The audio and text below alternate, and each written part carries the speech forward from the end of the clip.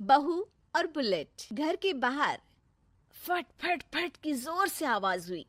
सीमा को लगा कि पटाखे फूट रहे हैं। वो डर के मारे घर से बाहर निकली। देखा तो सामने योगेश यानी कि पति देव एक बुलेट बाइक पर बैठे हैं।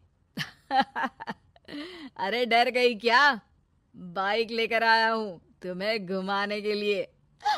सच में? मुझे लगा पटाखे फूट रहे हैं। अरे पटाखे भी फूटेंगे और मिठाई भी बटेगी। माँ को तो बुलाओ। माँ भी बाहर आ जाती है।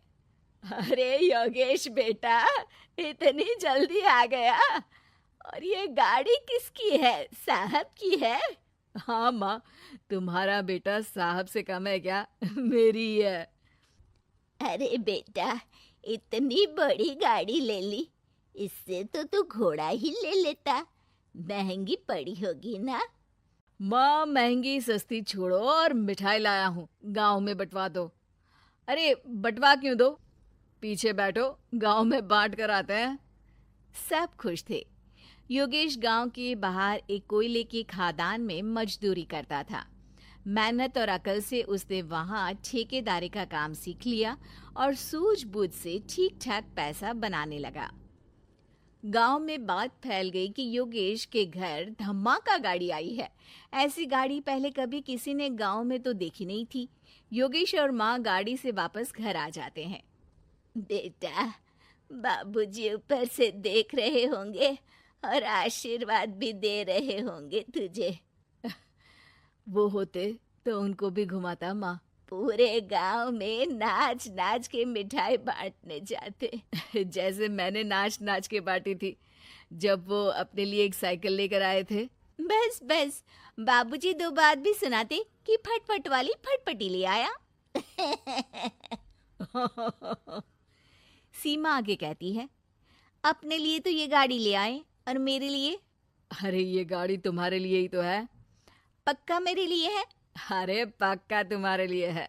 अगली सुबह जब योगेश सो रहा होता है तो उसे बाहर से गाड़ी की आवाज आती है। वो घबरा कर चिल्लाता है, चोर चोर, मेरी गाड़ी ले जा रहा है, चोर चोर। माँ भी जागती है और योगेश के साथ दरवाजे की तरफ भागती है। जैसे ही दोनों बाहर निकलते हैं तो देखते हैं कि सीमा गाड़ी चला रही है। अरे बहू, नाक कटवाओगी क्या? ये क्या कर रही हो? अरे गिर जाओगी, ये क्या कर रही हो तुम? सीमा गाड़ी को रोक कर कहती है, सारे गांव में घुमा लाई, कहीं नहीं गिरी। क्या? सारे गांव में घुमा लाई?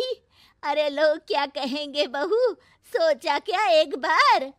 यही कहेंगे कि कितनी अच्छी गाड़ी है। अरे तुम्हारे बारे में।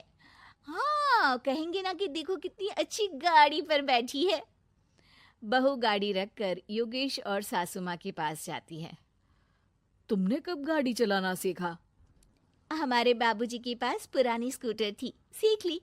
फिर स्कूल में एक मास्टर जी भी ऐसी ही गाड़ी लेकर आते थे, उन्होंने सिखा दी।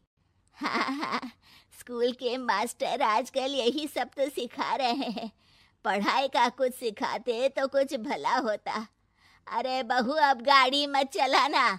हमारे परिवार में कभी किसी औरत ने पीछे से आगे की सीट पे आने की हिम्मत नहीं की है। तुम भी मत करना, समझी?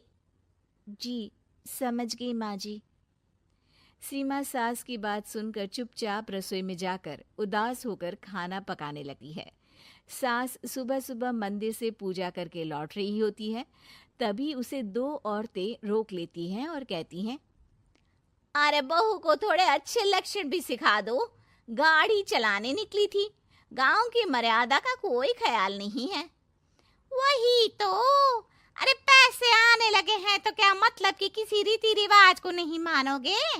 अरे समाज में रहना है तो समाज के ढंग से ही रहना पड़ता है। अरे लाज भी नहीं आई बहू को? चूल्हे चौके से निकलकर सीधे गाड़ी लेकर चौराहे चबूतरे नाप लिए, फट फट फट करते हुए। अरे कुछ कह देना उसे। अरे ये क्या कहेगी, बूढ़ी सास है, इनकी थोड़ी ना चलती होगी घर में। हाँ, बहू की ही चलती होगी, मर्जी भी और गाड़ी भी।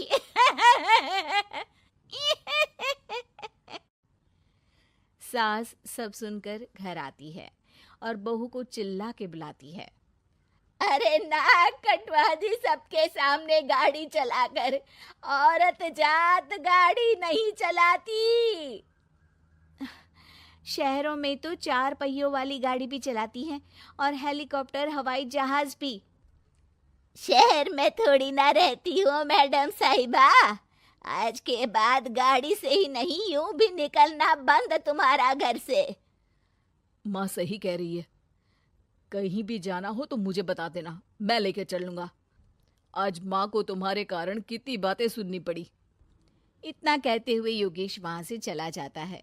बारिश की वजह से कारखाने के रोड पर कीचड़ रहता है, इसीलिए योगेश गाड़ी घर रख कर जाता है और किसी से लिफ्ट लेकर कारखाने पहुंचता है ताकि नई गाड़ी गंदी ना हो।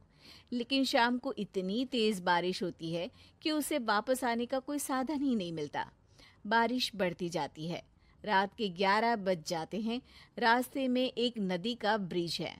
अगर उस पर पानी आ गया तो योगेश कारखाने में ही फंस जाएगा। पूरी रात भूखे प्यासे बितानी पड़ेगी। घना अंधेरा, बिजली की कड़कड़ाहट और तेज बारिश। राजेश डर भी रहा था, ठंड से कांप भी रहा था। तभी उसे रोड से आती हुई एक रोशनी दिखती है। वो देखता है कि उसके सामने एक बाइक आकर खड़ी हुई है।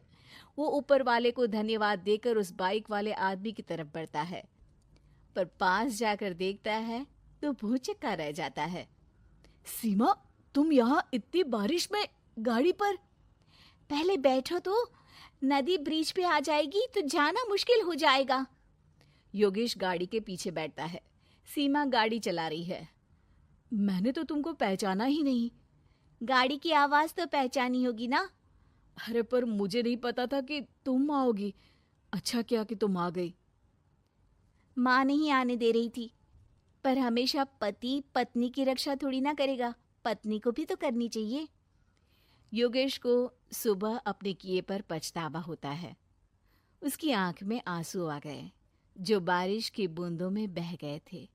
उसके बाद सीमा को सास ने और योगेश ने खुशी खुशी समाज की सीमा लांघने की मंजूरी दे दी। अब वो जहां भी जाती फट फट फट गाड़ी पे ही जाती।